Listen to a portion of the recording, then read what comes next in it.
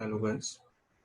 आज हम चैप्टर करते हैं corporate tax planning and management में tax planning in relation to dividend policy. Last topic में हमने किया था कि टैक्सेबिलिटी कैसे होती है डिविडेंड की। तो यहाँ पे हम सीखेंगे कि डिविडेंड पॉलिसी क्या है, कंपनी कौन कौन से टाइप के डिविडेंड की टैक्स इम्प्लीकेशन क्या है डिविडेंड्स की, वो देखते हैं। बाकी वही रहेगा। तो इसमें आप देखेंगे डिविडेंड पॉलिसी क्या है, टैक्स कंसिडरेशन और डिविडेंड पॉलिसीज क्या है, डिविडेंड क्या है इनकम टैक्स एक्ट के अंदर, इसका मीनिंग क्या है। बड़ा इंपॉर्टेंट चैप्टर है। तो डिविडेंड पॉलिसी देखते हैं। तो डिविडेंड क्या है कि जब एक कंपनी अपनी अर्निंग्स को अपने शेयर होल्डर में, चाहे इक्विटी है या प्रेफरेंसेस में, डिस्ट्रीब्यूट करती है तो उसको हम क्या बोलते हैं, डिविडेंड कहते हैं। क्योंकि जब भी कोई शेयर होल्डर किसी कंपनी में भी पैसा इन्वेस्ट करता है, चाहे वो प्रेफरेंस है या फिर हमारे पास क्या है, चाहे वो प्रेफरेंस शेयर होल्डर है, चाहे वो हमारा क्या है, इक्विटी शेयर होल्डर है, कि कोई ना कोई इनकम उनको मिलनी चाहिए। तो मैं अगर शेयर होल्डर के पॉइंट ऑफ व्यू से देखें तो दिस इज रिटर्न।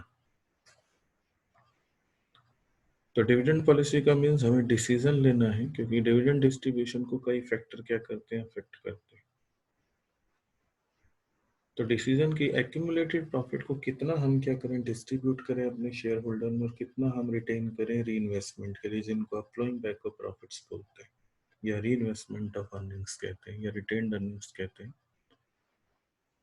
तो ये हमारे को डिसीजन लेना है। तो डिसीजन लेना अगर डिविडेंड कंपनी दे रही है, क्योंकि यहाँ डिविडेंड पॉलिसी की बात करेंगे, quantum of dividend, this is the most complex decision कि कितना डिविडेंड दे।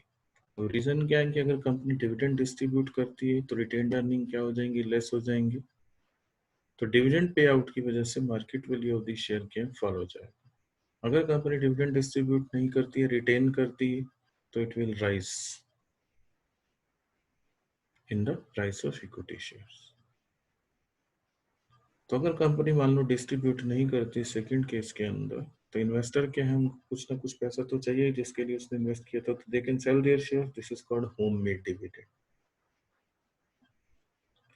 तो डिविडेंड पॉलिसी की टैक्स इम्प्लीकेशन जो है वो हम देखते हैं। तो मीनिंग ऑफ डिविडेंड देखेंगे अंडर सेक्शन 115, ये हम पहले कर चुके हैं, मैं रिपीट नहीं करूंगा। Tax implication for share holder, ये भी उसी पार्ट में कर चुके हैं, दोबारा नहीं करेंगे। तो मीनिंग ऑफ डिविडेंड देखते हैं, इनकम टैक्स एक्ट क्या कहता है। 3 टाइप्स के डिविडेंड है, वहां मैंने ऐसे ही बता दिए थे। फाइनल डिविडेंड, इंटरिम डिविडेंड और डीम डिविडेंड 222A से लेके ई तक। तो फाइनल डिविडेंड क्या है कि जो अपनी कंपनी अपनी एनुअल जनरल मीटिंग में डिक्लेयर करेगी। तो ध्यान रखना, देखो मैंने हाईलाइट किया है डिक्लेयर। तो फाइनल डिविडेंड डिक्लेरेशन बेसिस पे क्या हो जाता है, कंपनी को सीडीटी उस पे पेमेंट करना पड़ता है। तो क्लियर है कि एजीएम जब कंपनी की होती है, कंपनी जो डिक्लेयर करती है उस डिक्लेरेशन पे कंपनी डीडीटी पेमेंट करेगी। Interim dividend 2 annual general meeting के बीच में कंपनी दे देती है, कि जब कंपनी को लगता है कि एक्सेस प्रॉफिट्स हो रहे हैं, क्योंकि हमने तो अपने अमली को, अपने शेयर होल्डर को खुश रखना है ना। तो इंटरिम डिविडेंड, लेकिन इस पर भी सीडीटी लगेगा कब, देखो हमने हाईलाइट किया डिस्ट्रीब्यूशन, क्योंकि जब आपको मिलेगा, ये तो नहीं कंपनी दे देंगे, लेकिन जब एक्चुअल जब हमारे हाथ में आएगा, जब कंपनी डिस्ट्रीब्यूट कर देगी आपको, उस बेसिस पे क्या होगा, डीडीटी लगेगा। तो ये तो पुराने केसेस थे। और डीम डिविडेंड के केसेस देखते हैं, दीज आर वेरी इंपॉर्टेंट। तो डिविडेंड का मतलब जब कंपनी चाहती है कि शेयर होल्डर को बेनिफिट भी देना और डीडीटी भी ना लगे।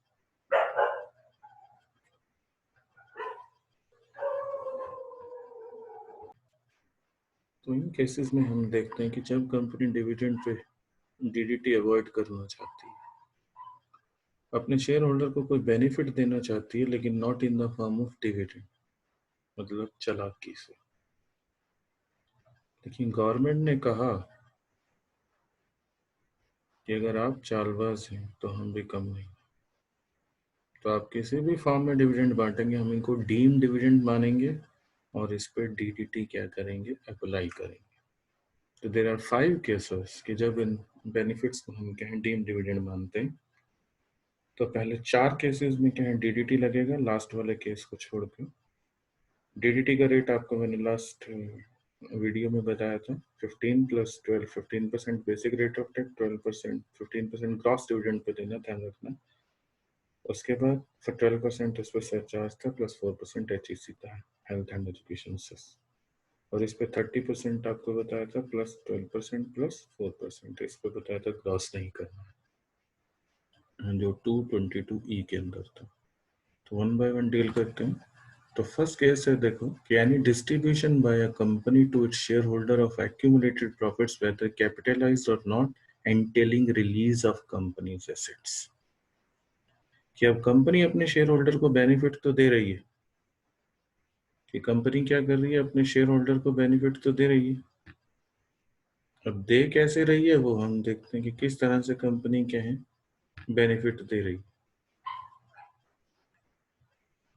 तो वो हम देखते हैं कि बेनिफिट कंपनी दे रही है फॉर्म ऑफ एसेट के केस में, कि जैसे ये बैलेंस शीट आपको गिवन है,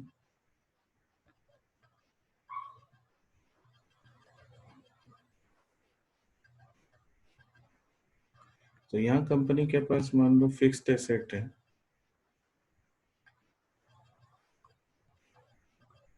यहाँ कंपनी के पास फिक्स्ड एसेट है मान लो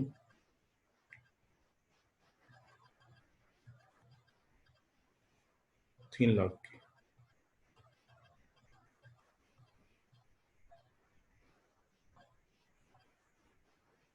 3 लाख की। यहाँ कंपनी के पास क्या है, इक्विटी शेयर कैपिटल है,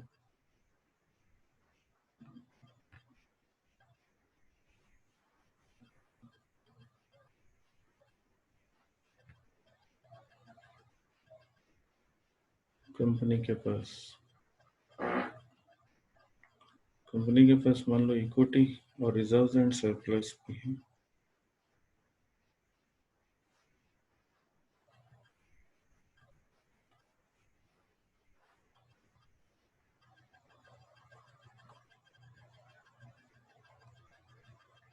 रिजर्व्स भी है। मान लो कंपनी की कैपिटल है 3 लाख और 2 लाख की कंपनी के क्या है, रिजर्व्स है। यहाँ कंपनी के पास मान लो कैश है,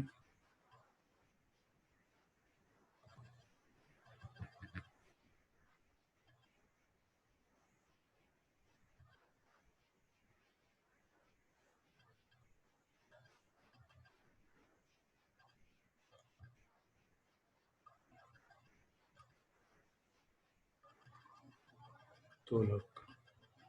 अब कंपनी मान लो इसमें से कंपनी इस 5 लाख में से कंपनी क्या दे रही है, 3 लाख में से डिविडेंड देती है 1.5 लाख का, अपनी एसेट्स में से अपने शेयर होल्डर को बेनिफिट दे रही है 1.5 लाख का। मान लो फिक्स्ड एसेट डिस्ट्रीब्यूट कर दी कंपनी ने 1.5 लाख।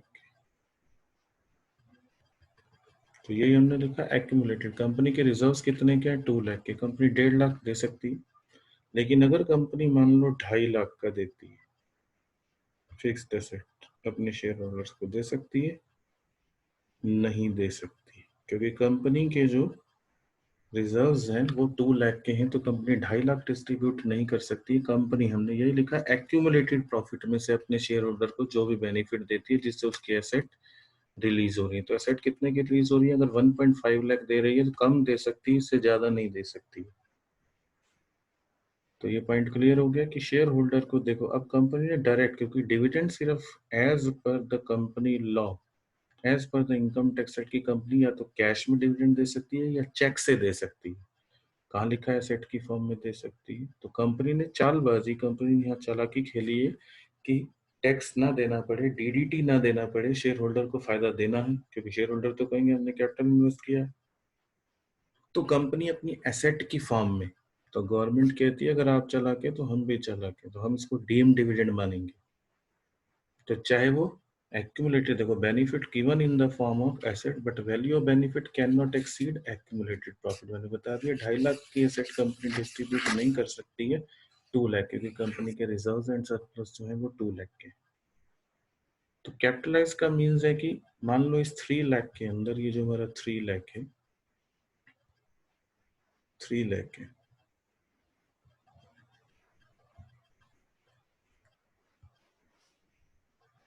तो इसमें मान लो 2 लाख की कैपिटल है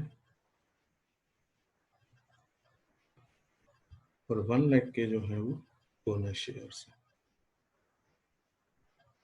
तो ये 1 लाख भी तो इसी का ही पार्ट है, यहीं से गया होगा, क्योंकि जब आप अपने रिजर्व्स को कैपिटलाइज करते हैं तो मीन्स डीम डिविडेंड कितने का हो गया, 2 लाख प्लस 1 लाख, टोटल जो हमारा डीम डिविडेंड है वो हो गया 3 लाख। तो तो देखो कैपिटलाइज का मीन्स कि बोनस शेयर्स भी अगर कंपनी ने इशू किए हैं, चाहे वो कंपनी ने एसेट दी हो या बोनस शेयर दिए हो अपने एक्यूमुलेटेड प्रॉफिट को, चाहे वो कैपिटलाइज्ड है या नहीं है, तो ये कैपिटलाइज नहीं थे, ये कैपिटलाइज थे, दोनों को इंक्लूड करना। तो शेयर होल्डर चाहे इक्विटी हो चाहे प्रेफरेंस हो, तो this benefit of rupees 3 lakh will be treated as deem dividend and shall be liable to DDT. So this is the first case कि any distribution by a company to its shareholders of accumulated profits whether capitalized or not or entailing release जिससे company की asset कम होती है तो उसको डीम डिविडेंड माना जाएगा। तो hope it will be clear to you. Second point था 222B के अंदर, any distribution by a company of debenture stock deposit certificates in any form, कि अगर company any distribution by a company, same चालाकी है, debenture stock deposit certificates in any form whether with or without interest to its shareholder or any distribution of bonus shares to its preference shareholders to the extend नहीं extend हो जाएगा, to which possesses accumulated profit whether capitalized or not। तो यहाँ पे क्या है कि अगर, तो यहाँ पे भी नया तरीका कि भाई सेम तरीके की अगर fixed asset बांटेगी company,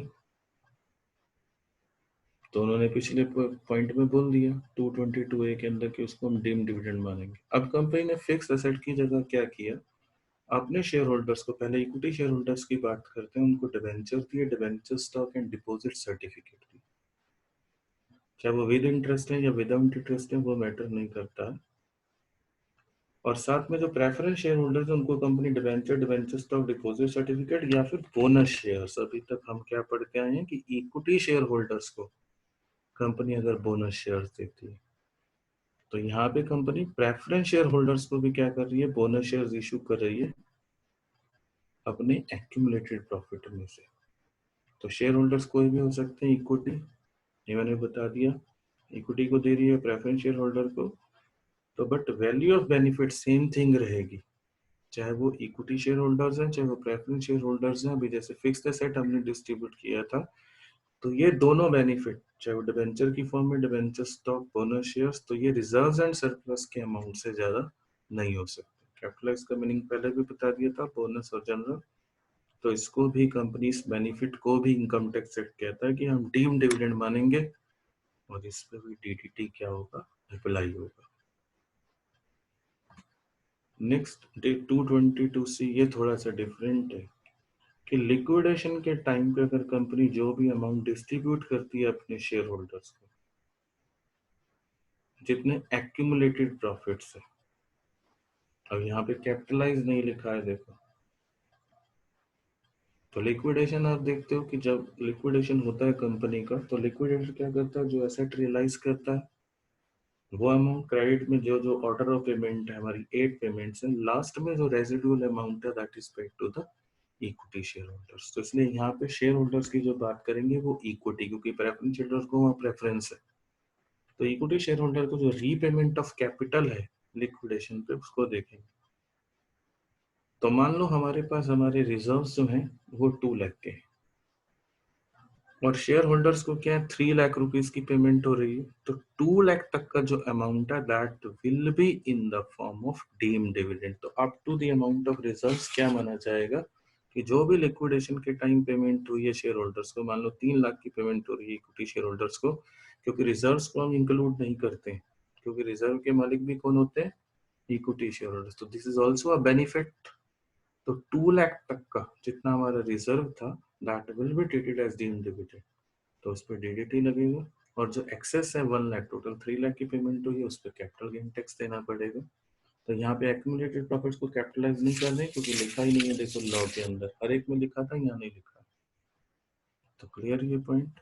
next 222D कि अगर कंपनी अपनी रिडक्शन करके कैपिटल में कोई बेनिफिट देती है तो उसको भी क्या है, डीम्ड डिविडेंड माना जाएगा। इसमें शेयर होल्डर दोनों आएंगे। देखो इक्विटी प्रेफरेंस, अब मान लो कंपनी के शेयर की वैल्यू 10 रुपीज है।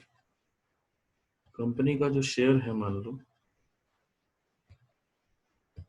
कंपनी का जो शेयर है, मान लो वो 10 रुपए का है।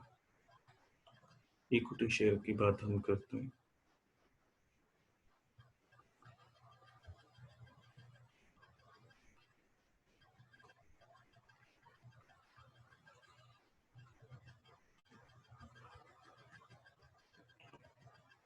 और कंपनी की कैपिटल जो है वो 3 लाख की है।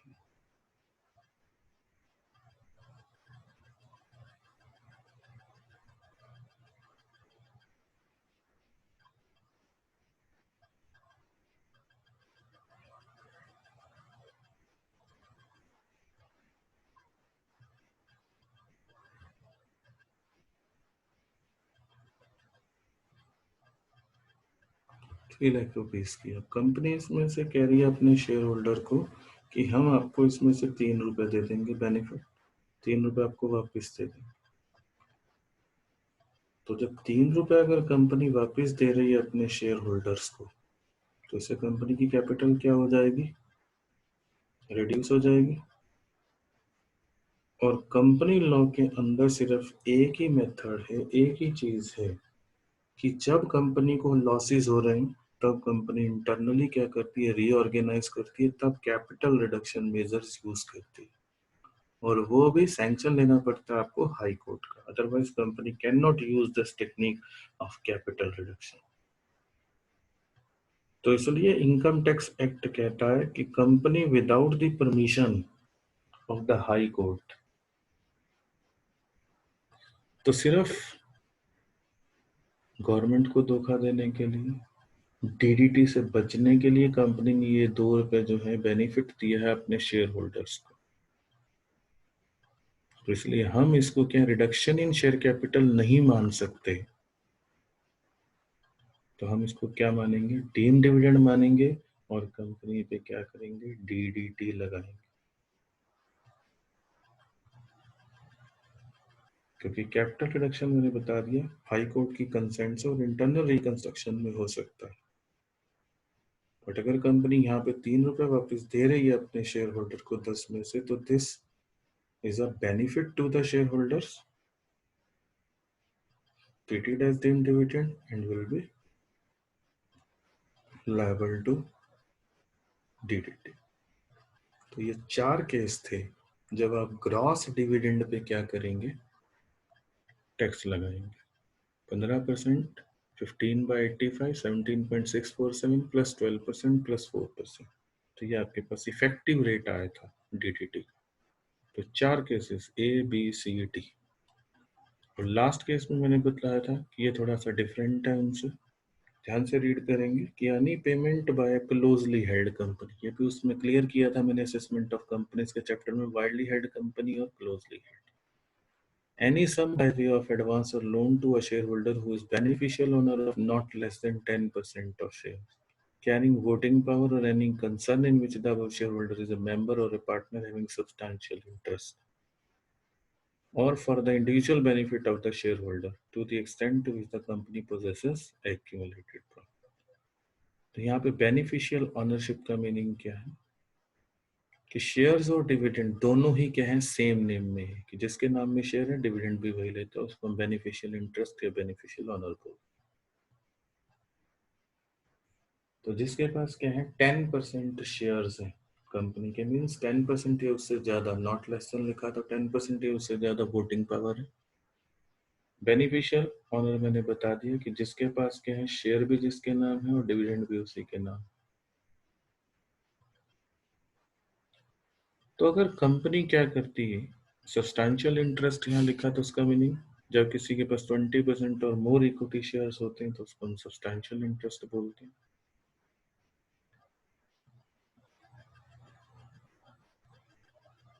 कि मान लो यहाँ पे लिखा एडवांस और लोन, कि अगर कोई कंपनी किसी दूसरी कंपनी को क्या करती है, लोन देती है,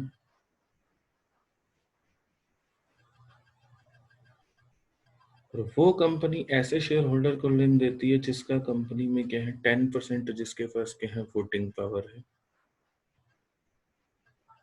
वोटिंग पावर है, और जिसका बेनिफिशियल क्या है इंटरेस्ट है। और सबसे पहला क्वेश्चन ये राइज होता है, क्या कंपनी कोई बैंकिंग कंपनी है, क्या कंपनी को फाइनेंस कंपनी है, या कंपनी कोई नॉन बैंकिंग फाइनेंस कंपनी है जिसको आप एनबीएफसी बोलते हैं। अगर ऐसा कुछ भी नहीं है तो कंपनी ने किस बिहाफ पे लोन दिया?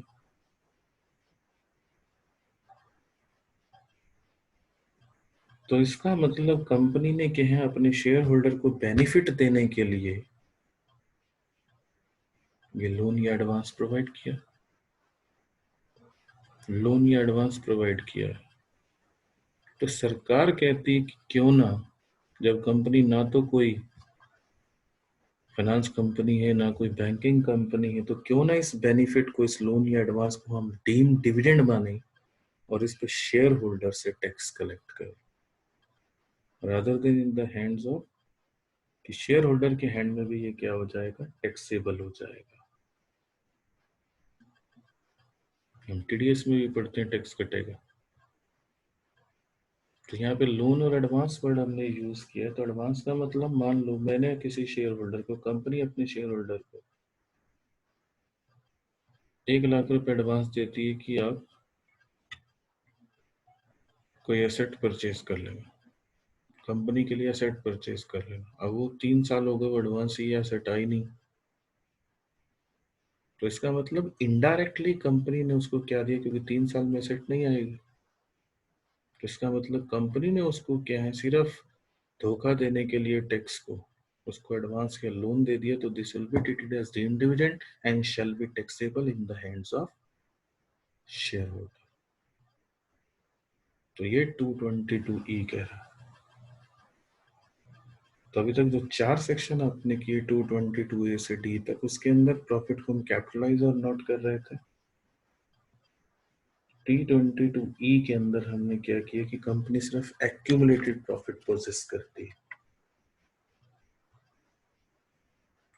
तो ये 5 पार्ट थे कि डिविडेंड क्या होता है, 222A से डी डिविडेंड किसको बोलते हैं, कैसे उन पर डीडीटी अप्लाई होता है। तो हैप्पी लर्निंग, मेरे चैनल को सब्सक्राइब करें पंकज सर क्लासेस। तो मिलेंगे नेक्स्ट चैप्टर में,